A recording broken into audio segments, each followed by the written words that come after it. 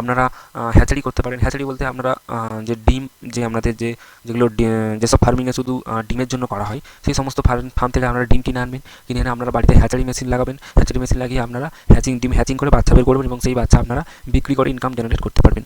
এইটাও কিন্তু একটা ব্রয়লারের একটা বলতে পারেন ভালো একটা ব্যবসা। কারণ মুরগি তো আপনার সারা বছরই আপনার মুরগি বা মুরগির ডিমের বলুন সারা বছর ডিমান্ড রয়েছে। তো আপনারা হ্যাচারি করতে পারেন। দু তিনটে দামি না, ধরুন মিডিয়াম লেভেলের কিছু মেশিন কিনলেন, একটা বা দুটো কিনে আপনারা হ্যাচারি শুরু করলেন। আপনারা ডিম হ্যাচারি করে যে বাচ্চা হবে, বাচ্চাগুলি আপনারা আপনাদের যে বড় বড় যে ফার্ম রয়েছে যারা মাংসের জন্য ডিমের জন্য করছে, তাদেরকে আপনারা বাচ্চাগুলো সেল করে দিলেন। তো এরকমভাবে কিন্তু আপনারা হ্যাচারি করে করতে পারেন এবং আপনারা মাংসের জন্য করতে পারেন, শুধু আপনারা মাংস করবেন, এবং আপনারা ডিমের জন্য করতে পারেন, ডিম প্রোডাকশনের জন্যও কিন্তু করতে পারেন। এবং এখানে সব জায়গাটাই লাভ রয়েছে।